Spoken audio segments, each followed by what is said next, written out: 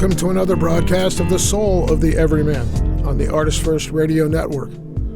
All past shows are available in podcast form. Find them at ArtistFirst.com. We welcome your questions and comments to DJ at ArtistFirst.com. Out to your hosts, Michael and Margaret Lyons. Thank you very much, Z-Man. And 2 seconds of inside baseball. Are we on a 3-minute get out, or are we up to the end of the hour? No, we are to the end of the hour. All right, folks, we're going to go till 11 o'clock tonight. And thank you very much, Scott. And yes, welcome to the Soul of the Everyman, where the talking never ceases. And I'm Michael Lyons. And I'm Margaret. Right, and the person you actually want to hear is Margaret, because I just blather on. Stop it. Just stop it. I should stop it. I should stop blathering on. But this is the season of blather, or it's a festival of lights. It's Christmas. It's almost Christmas, and of course during this lovely holiday season, because there are many holidays this time of year, it's the time to talk about vanity. Well, actually, we just had a show on vanity several weeks back, but it's such a big topic. It really is such a big topic. We sort of ended that show just beginning to touch on the subject we're going to talk about tonight, which is vanity of the soul. We talked about sort of the general topic of vanity, and we talked about vanity of the spirit, vanity of the body. I think people are more familiar with that. And then they might think, well, what is vanity of the soul? And we had begun to get into it, but right off the bat, let's talk about let's throw our quote in right off the bat, because sometimes we wait too late, I think, for people to think about it. But this one is a very interesting quote. I won't. It is attributed on the website, but I'll just sort of recite it. Everyone has his vanity, his or her vanity, and each one's vanity is forgetting that there are others with an equal soul. And I thought when we read that, I thought it was sort of insightful and a little bit deep, because it kind of strikes to the heart of the matter. What this particular type of vanity is about is that we're all guilty of this, is that we kind of put ourselves and that we believe in, that which we think is important, on a little pedestal. Sometimes it's just a hill, sometimes it's a giant mountain. But that we literally look down upon all other beliefs and eschew them as being, in a word, wrong. That we are by definition on the side of goodness and light. The expression "God is on our side" is unfortunately used by everybody, and it isn't. Before you, Margaret, give me the look. God does have a side. It's not that God doesn't have a side, but the expression that whatever our cause is, whatever we believe is de facto right, has been used by. It is the vanity of every movement, and that vanity, the vanity of considering one's own beliefs, is the seduction of the vanity of the soul. One's own beliefs as being superior, one's own people, as one's own group, as being de facto right, and then therefore all else are lower and lesser and wrong. Is sort of the quintessential part of the vanity of the soul. Well, whenever you begin classifying the right way that things should be, and the capitals that you just put on those words, the voice capitals are exactly how they're. The right, Yes, the right way things should be for your world. Now you have it. Okay, let me just finish what I'm saying. Yes. And the assumption is since everybody is paying attention to me, I'm going to tell you the way the right way is going to be for my world, because you are in my world now. So, and then this decree comes out. The so is exactly, it's the essential word there. Mm-hmm. The assumption that you agree because you're listening. And that basically means that the other people that are listening don't have a right to disagree, which is a very interesting assumption. If you think about it, what drives you to make that assumption? Except that your judgments are the only thing that hold weight in this interaction, because speaking with other people is an interaction. And it's a two-way street.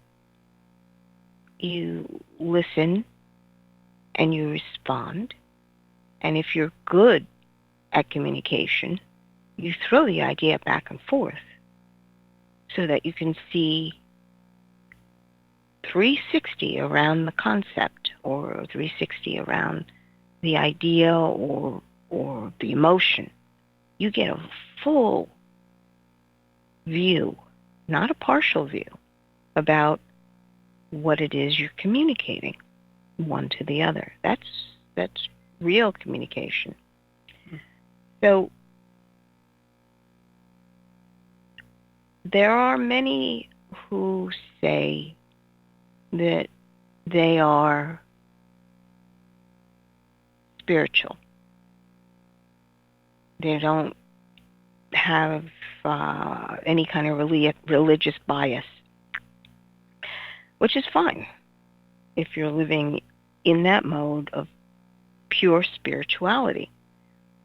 But the question always is, as the conversation unfolds, they seem to have very definite opinions about other people's beliefs.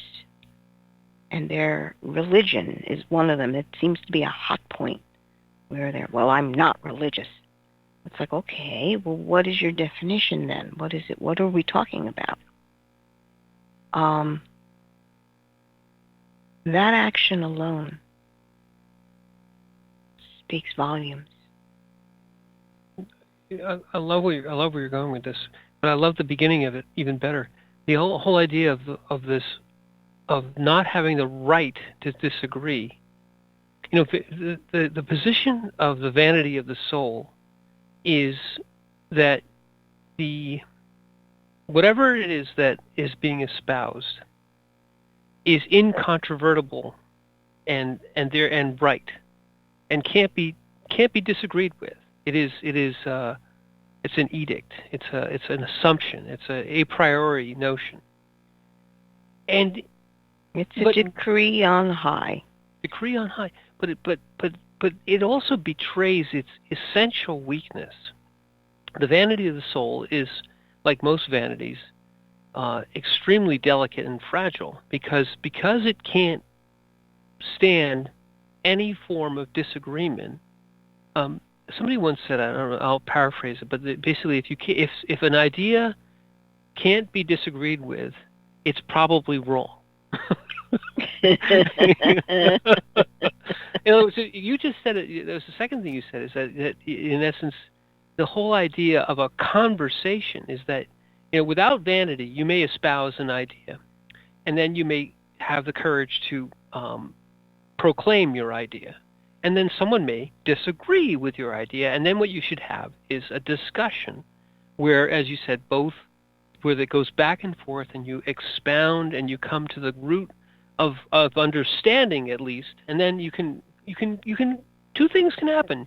You can agree, or you can disagree, and both of those are okay. Right. Right. And there are certain things you say, well, this is a fact, but ideas are not facts. Ideas should be based perhaps on facts, but maybe not. They could be based on an assumption. But the point of it is, yes, there are ground truths, and that's something that people have ideas about. But there are ground truths. There are things which are true and beyond question.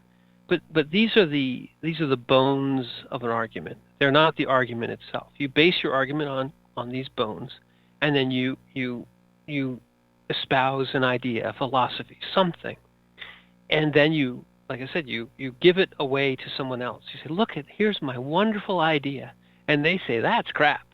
And but if that's where the discussion begins, at the end you may both end up perfectly validly, as our quote says, realizing that the other one has an equal right to both have their own idea and to disagree with yours passionately. And that at the end of the day, that wonderful phrase, we can agree to disagree. And we both walk our separate ways, free and equal. But vanity of the soul can't abide in that. It's true. That's when you know you have vanity of the soul. Right. If there is no space for another viewpoint or another outcome. Mm-hmm. Exactly. Especially in a realm that not just affects you, but affects a whole bunch of other people. If you feel that your considerations should be paramount, then that should be a big red flag waving in front of your face. Like, pay attention here.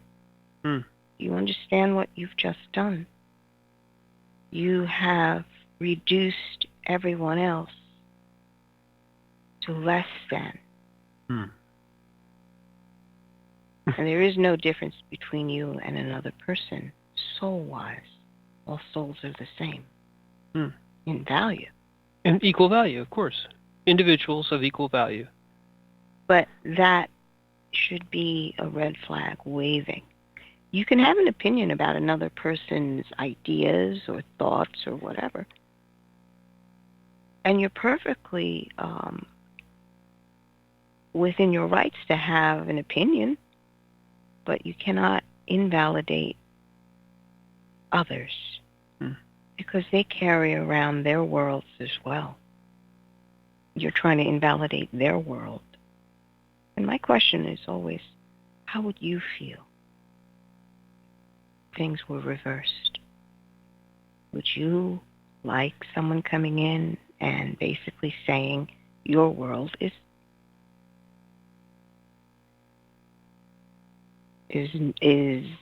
invalid? Well, your world is a piece of. Right. Well, but let's go a little bit into that idea because I love it. That whole concept of understanding that you can have an opinion, perfectly valid. Everyone's got one, as Mark Twain said. Opinions are like, everyone's got one. It's true. But we won't go into it. But it's funny. Look it up. Anyway, so but the point of having your opinion is one thing. You have your opinion. You and you agree vehemently about your opinion. Then you share your opinion. And you will find probably three things. You will find those who agree with you. And these are, this is wonderful. You're swimming along in the sea and everything's lovely and wonderful and you have people who agree with you. And then you'll find those who disagree with you. And you may start a discussion and a dialogue. And it's Socratic or Platonic. The whole idea of dialectic was to espouse an idea and then have the tools, and in this case, formal reasoning tools, to intelligently discuss and expound and potentially convince those with whom you were talking about the validity of your idea.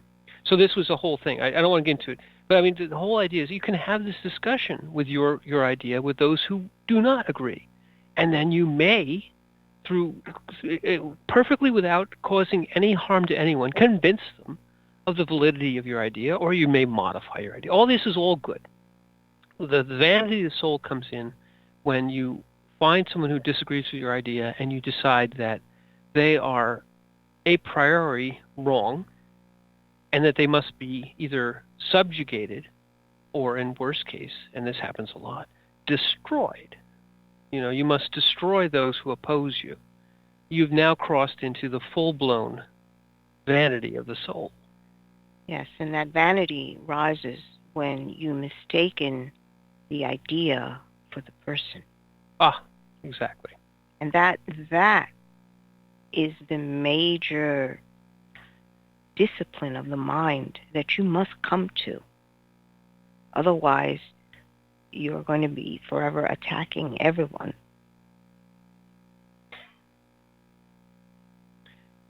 Exactly, and as I mentioned earlier, the Greeks, Plato and Socrates and those folks, all those long-haired toga wearers, what are they wearing?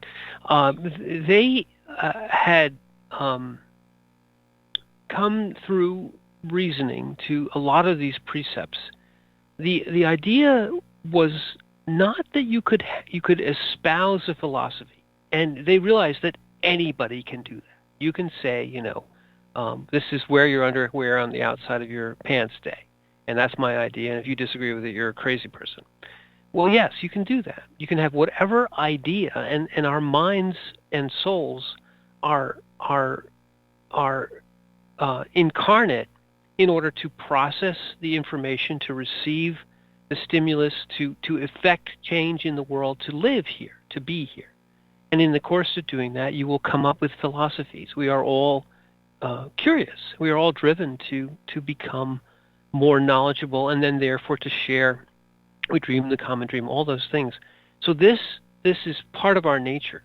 But the Greeks and many others had realized that your ideas can drive you to this vanity, this making your idea into a weapon, into something which is used to subjugate, which is something which may be used to encourage violence of one form or another against those who disagree, and as well as this idea of rigid conformity, so that only those who agree with me are accepted. So this whole thing, this whole notion they put to the side, and they said that we will give the rules, and you can study them to this day. They're still nearly all valid. The rules for discourse, for dialectic, for basically puncturing the vanity of the soul, which is basically that your argument is not you, and your argument has to be rooted in a fact, at least, something which is agreed upon by all as something which is true. You root your argument in truth. Then you build upon it your structure of argument, which may or may not be provable, but yet it should have some foundation.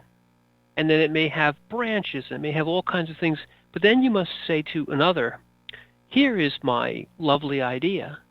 And then you have to allow them formally to attack it. But there are rules about how to attack an idea, and you can look them up.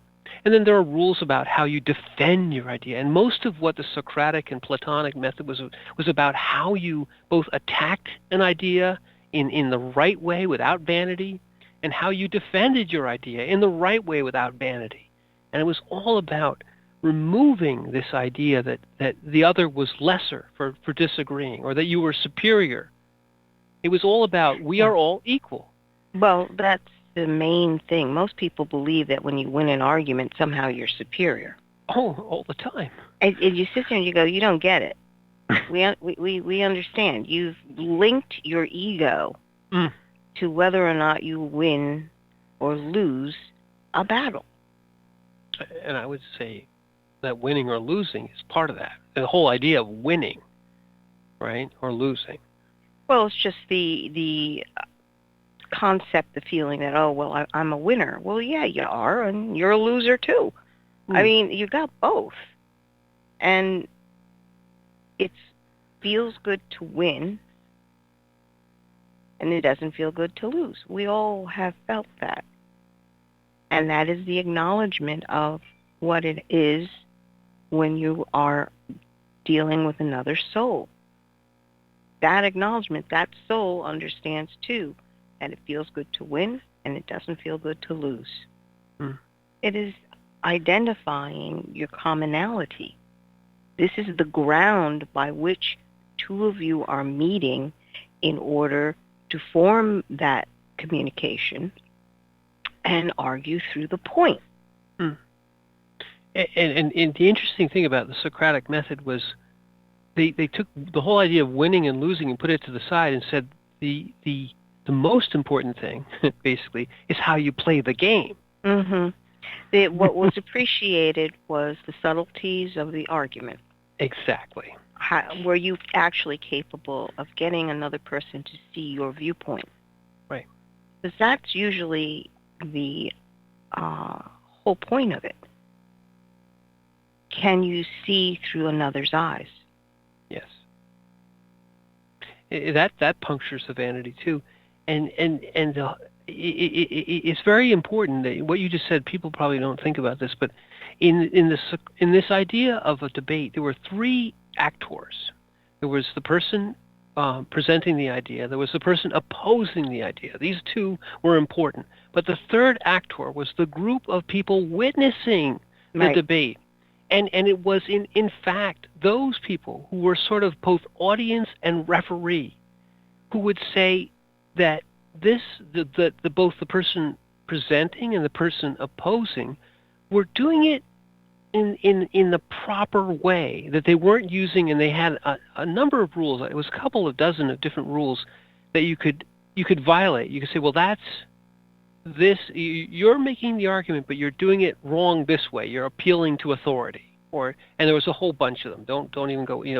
If you learned this in school, you'll understand, but don't bother with it. The point was that it was more desirable to lose an argument honorably than it was to win one dishonorably. In fact, if you won an argument by appealing to any one of these fallacies, they used to call them, they would say, well, yeah, you convinced these people to support you, but you lost, in essence, the respect of those who understand how to argue properly. The winning and losing part of it was much less important, in fact, almost unimportant, as to, like I said, playing the game, how to do it right. Yeah, the respect came from the ability to be able to hold and defend your point or prosecute your point. Didn't they have the game where they would take each other's points and trade them back and forth? Say, yes. Okay, you would get to the end of the argument and say, okay, now switch sides, and you argue against your original point, and you defend.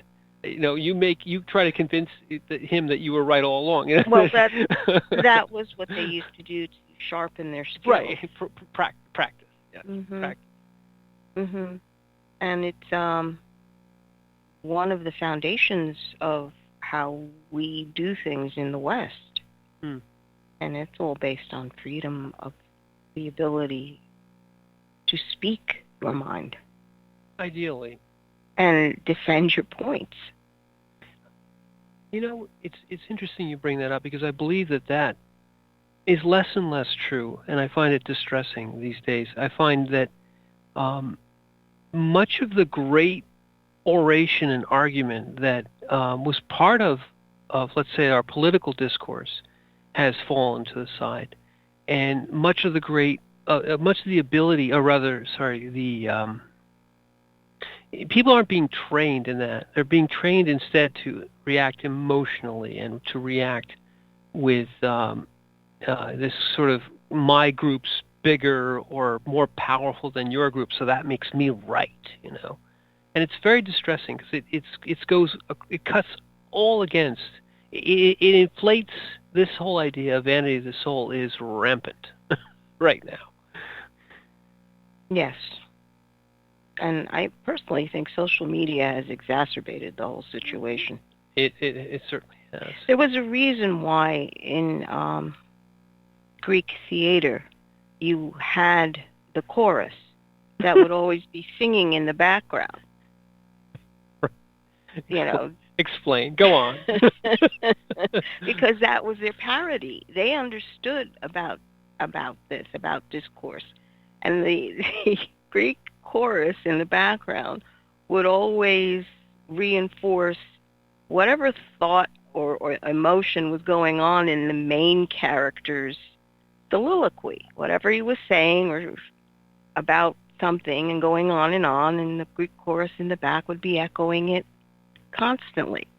But give it why? I mean, the whole idea of why it was funny to them. No, you started it. I mean, the parody was the idea of the mob. Mm-hmm. You know, the Greeks were incredibly sensitive to this idea of bringing the mob on your side, and that made you right. And so the chorus was actually comic relief. Right. We studied it as comic relief. Yeah. Yeah, in school. It was funny. Because you would sit there and you go,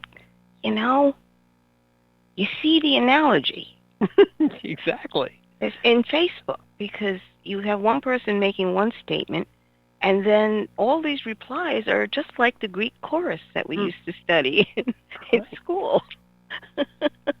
And then the parody of someone will make a statement designed to be echoed by the chorus, because they want this sort of, it's not really affirmation, but it's a form of this sort of instantaneous feedback. Oh yes, oh, I feel so XYZ today. Oh yes, you're so XYZ all the time. You're so XYZ. You're the most XYZ of XYZs.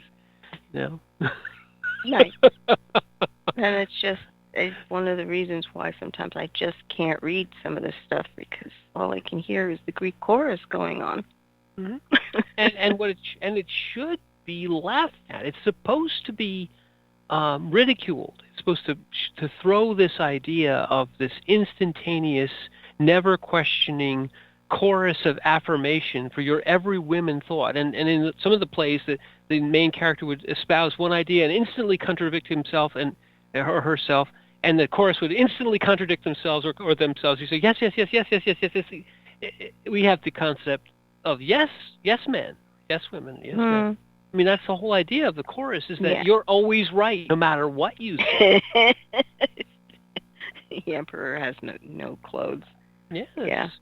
And the Greeks had a fine, sort of a rapier wit to expose that. And unfortunately, that's lost on people, or many people now. And this instantaneous chorus of affirmation both does two things. It's addictive, and then when you suddenly hear somebody that disagrees, people are outraged. How can you possibly? I have 10,000 followers and they all agree with me. How can you be right?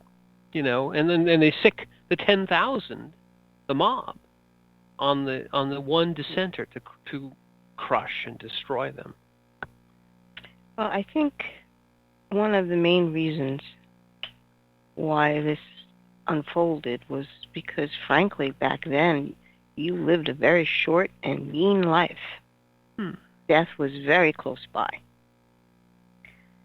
and it made things more valuable, I'd say. You appreciated what was in front of you. And you certainly didn't have cable. No, and I think vanity was a luxury. Anyway, let's take a little break, because we've gone on, and this is a vanity of itself. So let's go back to the studio, have a few commercial breaks, and we'll come back on the other side and talk more about the vanity of the soul.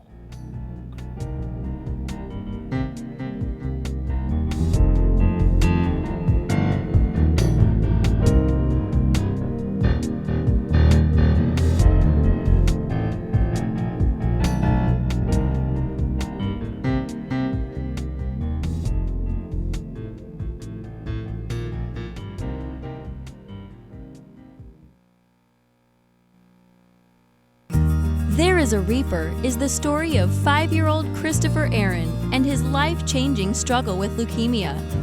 Winner of both the Indie Bragg Medallion as well as the Reader's Favorite Silver Medal for Memoir, There is a Reaper has more than 100 Amazon book reviews and a 5-star rating. It has been described as life-changing, spiritual, a must-read.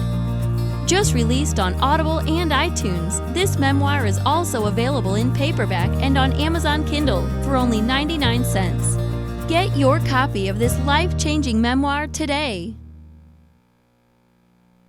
Attention soldiers, sailors, airmen, Marines, and coasties. The holiday season is right around the corner. And some of you might be wondering, how am I going to afford to travel back home to visit my loved ones? Have no fear. Holidays for the Heroes is here. Last year, Holidays for the Heroes received donations from patriotic donors, and we were able to send 65 armed service members with a fully paid round-trip ticket and got them home for the holidays. Wait, but what's the catch, you might ask? Buckle your parachute strap. There is no catch and no hidden fees. Just contributions from good old-fashioned Americans who want to help heroes like you and show their appreciation for your service. If you're an active soldier and want to register, or an individual who wants to be a part of that growing group of patriotic donors, please go to www.holidaysfortheheroes.org. That's www.holidaysfortheheroes.org.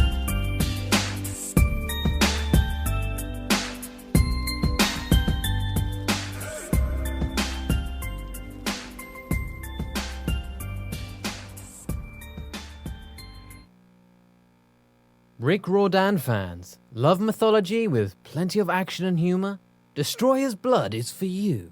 The new fantasy novel by award-winning author Michael Lynes is book 1 of the adventures of Dev Kalian, the Blood series. Follow Dev and his magic sword Betrayer as they are suddenly attacked and forced to return to Olympus to fight in a war they want no part in. The world of men and gods is about to be destroyed by Zeus's ancient foe, and only Dev and Trey can stop him. The conflict never stops, and the amazing twist will have you on the edge of your seat. Act now while the ebook is on sale for only 99 cents. Destroyer's Blood is available on Amazon.com, Barnes & Noble, iTunes, Kobo, and fine e-tailers everywhere. And while you're there, get the free prequel, It's in the Blood, available for a limited time. The Fat Man Gets Out of Bed is the latest book from Michael Lynes, the award-winning author of There is a Reaper. Featuring 13 original stories, this wide-ranging collection has everything. Forbidden love, gods versus demigods, weird invading aliens, sexy seductive artificial intelligence, and unusual passion between the living and the dead. All set amidst fantastic worlds of pain and loss and boundless joy. From the sublime to the macabre to the bittersweet, The Fat Man Gets Out of Bed will leave you breathless with laughter, brimming with tears, trembling with suspense. Available now on Amazon.com, Google Play, iTunes, Kobo, and fine e-tailers everywhere. The wait is over. First Blood, Book 2 of the Blood series is out. Your favorite bad boy thief Dev is back, and the beautiful and deadly Trey is right there with him. She is sharp, sexy, and full of surprises. Their adventures continue as a new power arises to threaten the world. The heart of creation is under attack, and time is definitely not on their side, as they battle against their enemies' undead hordes. Can they unlock the hidden power that can defeat him, or will his forces draw first blood? Get all 3 installments in the series. Book 0, It's in the Blood. Book 1, Destroyer's Blood, and the new release, Book 2, First Blood, today. Available in ebook and paperback format on Amazon, Kobo, Apple, and most other fine e-tailers.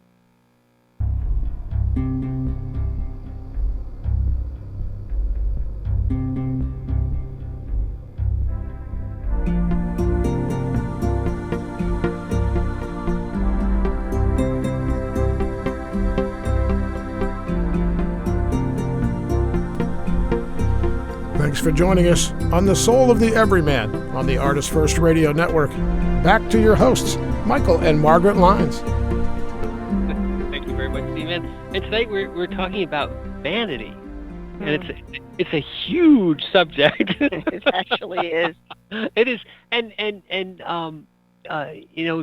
this particular show, we were talking about the vanity of the soul, and I think what it perhaps the best way we can sort of sum it up where we are right now is that the vanity of the soul, or one of the things that's at the root of it anyway, is that you believe somehow that your soul, you said this last half hour, that your soul is somehow more valuable than anyone else's. And if you turn it around a little bit, to you, your soul is incredible. It's more precious than anything itself. It's what keeps your existence in this incarnation, is your soul within your body. Yes, so it is incredibly precious, but the lack of appreciation of the equality of your soul to all others, that blindness, or that perhaps that contrivance, that sort of lying to yourself that somehow your soul is better than, is at the root of the vanity of the soul. Because you are really believing, as with the body, as with the vanity of the body, or the vanity of anything, is that you are more beautiful or more precious or more valuable than something else. Right. You have more import, more weight. And that's true for your life, but it may not be true for all the rest of the people in your family. Right. And nor for anyone. The best way, I think you said it, to look at someone and see it through their eyes.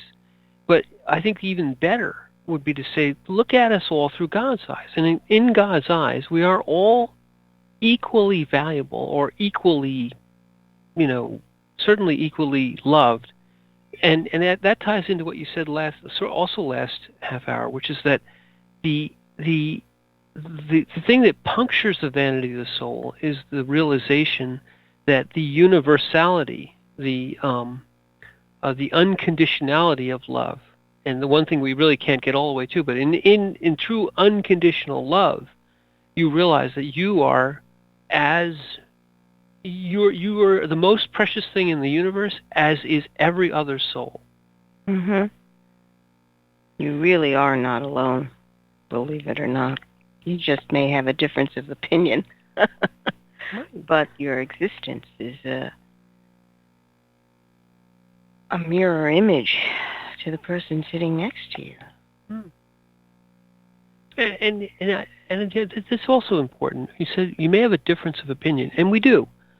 But I think where we fall down is in saying that my opinion is again is somehow more valuable than anyone else's opinion.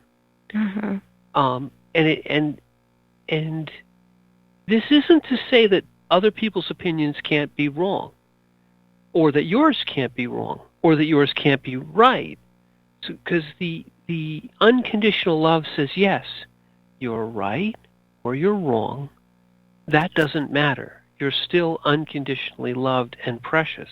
And the ability to be right or be wrong doesn't change that. It doesn't override that love. That love is the pinnacle of human experience. And a disagreement in a viewpoint does not override that. From the point of view of, if we look with God's eyes on all of us, and first of all, we have to immediately realize how undeserving we are. But that's a whole nother show. But with God's eyes, we are equally sparks of precious creation. We are equally sparks. Our souls are equal, and we know this to be true. In death, all things are equal. In life, also, all things are equal. We have different circumstances. You mentioned it's the Buddhist sort of way of looking at it is that that all life is precious. All life, not even just all human life or all sentient life. It's all life is precious. And yes, we as incarnate souls have a special responsibility, but it doesn't make us any more precious. It just makes us that much more that much more responsible is not exactly the word, but it is close to that.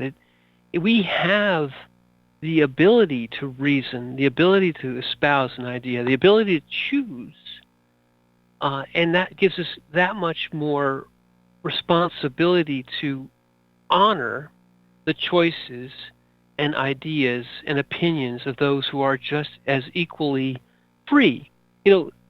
Free will is not something you own. It isn't just mine, and everyone else doesn't have it. Nor is it my free will more important than yours. But that's the vanity. That's, if you want to look at another way of looking at the vanity of the soul is to think that my choices and my free will are better than your free will and your choices. Right. You should be deferred to constantly. Right. And again, it's understanding that the habit form that's there is what needs to be looked at and acknowledged. The habit form is whenever you are in a conversation and you have a disagreement in a thought or a concept, okay? If your response is, I think that you are so wrong that, you deserve punishment in some way. Understanding that your habit form is I. You actually aren't receiving what the concept is, the concept that is being communicated by another one. You're always going back to I. I see this. You've given me this concept. I see it this way. It's like you haven't looked at it through the other person's viewpoint. That's the point. Can you shift your thinking from I-centered or me-centered to other-centered? What are they actually seeing? Why are they saying that? Why do they feel that way? And you're not there to make a judgment call. The whole idea is to understand what is being communicated in that moment. You can take it as valid or invalid later, but do you actually understand what it is that they're saying to you? That's a great point. You should expound on that. There's a difference between judgment and understanding. And before you come to this idea that you make the judgment, you must understand what's being presented. And it could possibly be that there is no way for you to understand what that person is actually telling you. And the subtleties are that the truism is you can actually never see it from their point of view entirely. So you never, so the humility, the other thing that punctures vanity is humility. Humility is that they're espousing something that you feel is wrong, but you can't know or completely understand the viewpoint of the other. So you in internalizing that, you say, okay, I think it's wrong. They think it's right. We may have to come to some sort of agreement, or not, but we have to separate that. You have to make room for the fact that you don't know everything. Oh my God, that's not true. Wait a minute. Stop right there. That show's over. Oh, sorry, go ahead. I don't know everything. You have to. But that's exactly it. This is where the rubber meets the road. Are you basically saying to yourself, I know? Oh, there you go. That's the phrase right there. Yes. If you can catch yourself saying, I know about this, that's a red flag. Well, isn't that the soul of vanity right there? Mm. When you say something to somebody, whatever it is, da da da da da, and the first two words out of their mouth are, I know, and right away you feel the falseness of it. Well, you talk about an experience and go, oh, I know. Oh, I know about that. Right. And you're sitting there going, no, you don't. No, you don't. You have barely been able to come out of puberty. And or whatever. yeah, you have not the experience. And so as the other person, if you're really understanding the dialectic, you sort of make room for the ignorance that you're seeing in front of you. Well, and say,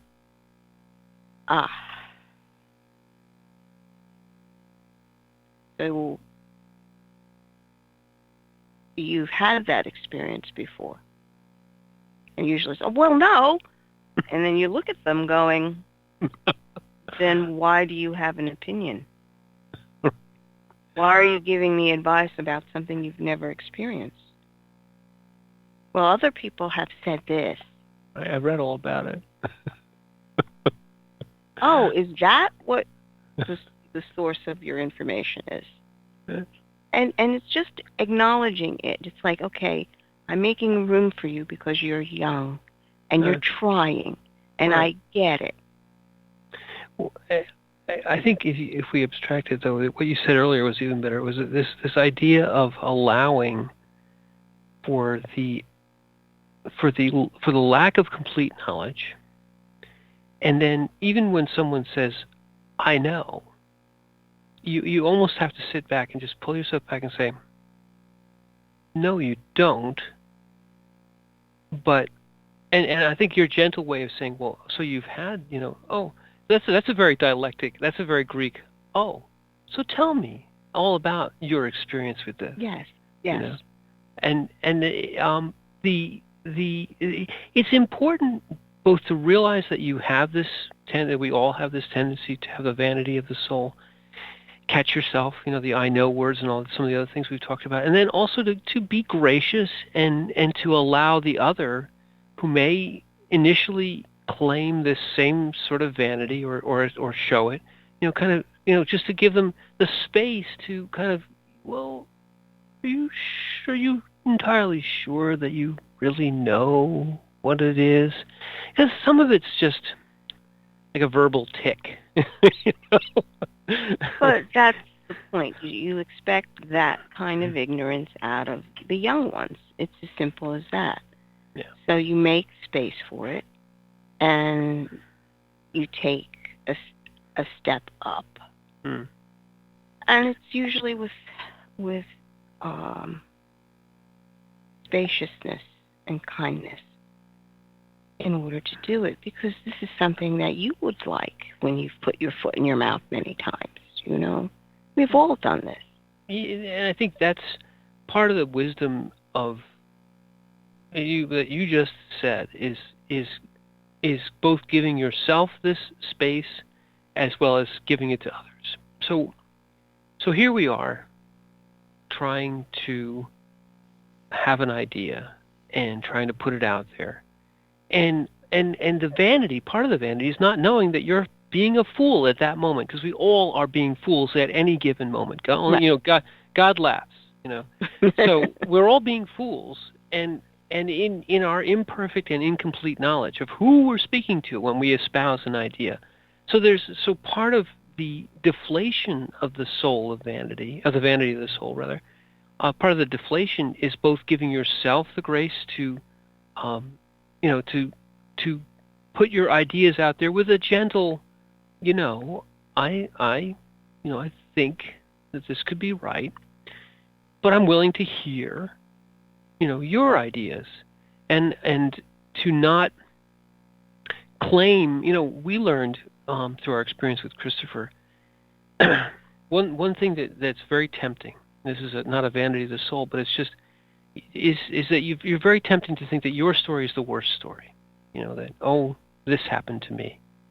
And one thing you learn very quickly when you're in a place that we were in, like with Christopher and the cancer wards, is that your story is not the worst story. Your story is never the worst story. And it's always better to assume that your story isn't the worst story, that you don't know what the other may have gone through. And with ideas, it's the same thing. Your idea maybe isn't the worst idea, but you shouldn't come out with saying, well, this is the God's gospel truth, and you must listen to me. Because the grace of, here's my idea, it's the best I could do right now. What do you think? And then listen. This deflates vanity. And knowing that your experience, whatever it is in life, you may be talking to someone whose life experience is so far greater than yours that you should always assume that. You should say, whomever I'm talking to is probably the sage. I'm talking to is probably the sage, is probably the one who has suffered the most. They're probably the one to whom I should be asking, not telling. And so that humility is wonderful to cultivate, because approaching everyone with that humility of, I'm probably not the wisest person in the room. I'm probably not the one who has suffered the most. And then when you say your story and people look at you and go, and we've had this experience, people look at you and go, and you're still standing? But that's okay, because that's not vanity. That's like, oh, maybe my story wasn't the most, and there's nothing to that. It's just we all of us, it's that old saying of, be kind, for you know not what the other person is going through. Right. They may look great on the outside, or they look like they've got it together. Mm. But most people, their heart is broken in some way.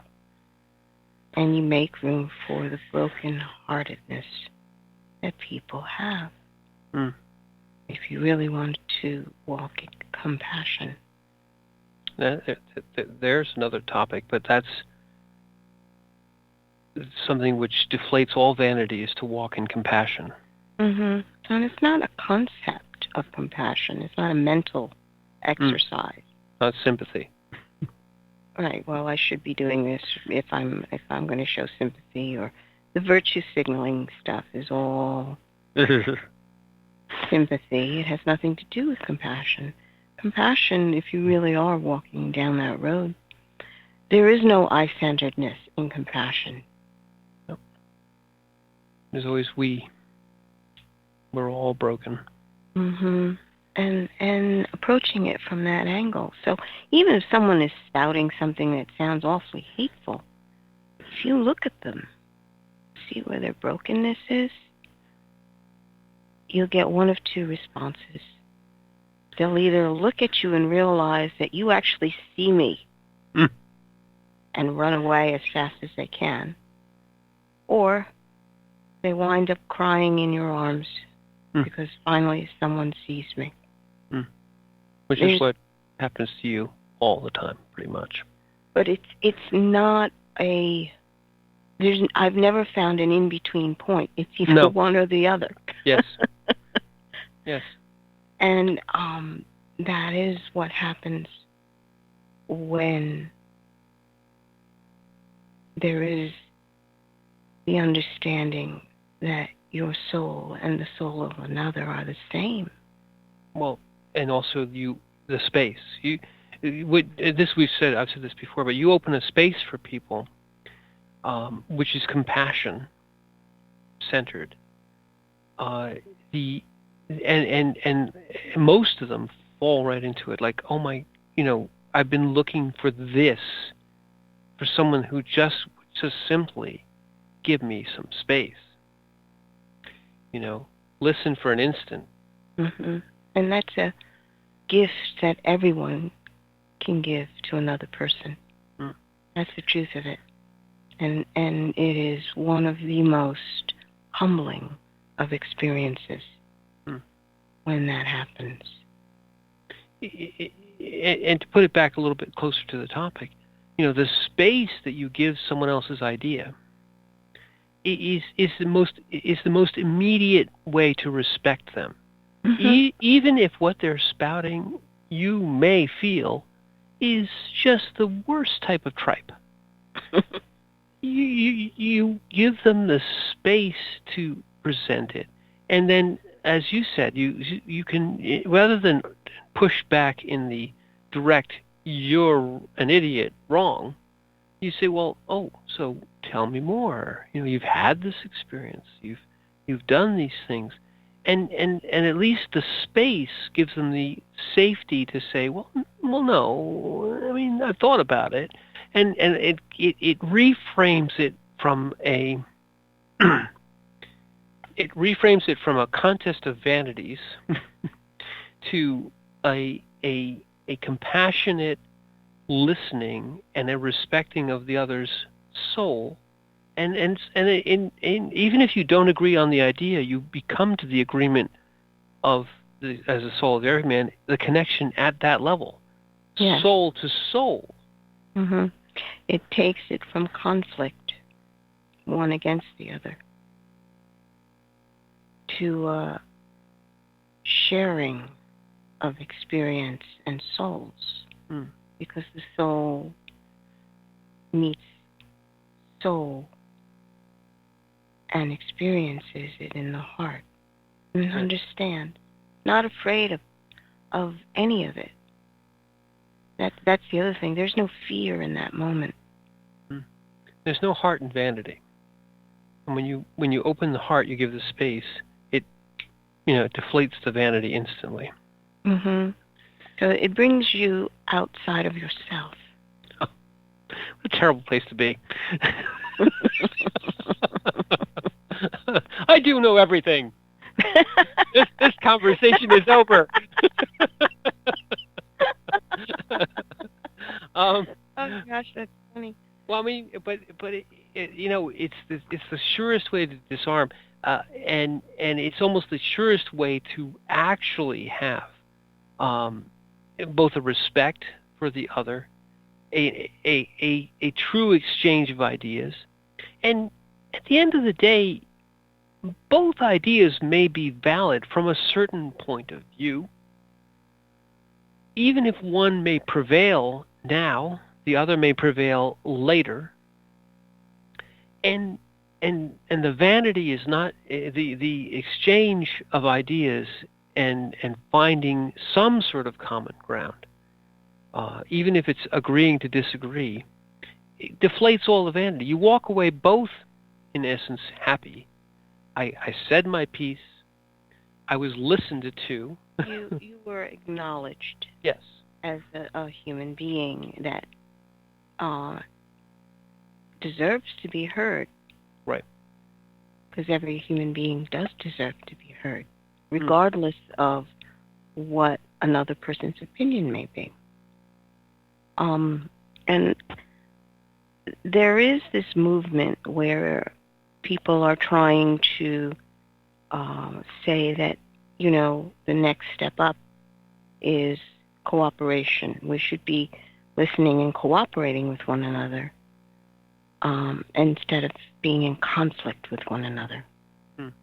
And the truest way to do it is exactly what we were talking about. We're right again. Well, it's staying away from this concept of I know what the greater good is and you don't. Right. I usually defer to Margaret, and that's how I get through. But anyway, this has been the Soul of Everyman. I'm Michael Lyons. And I'm Margaret. And thank you for listening.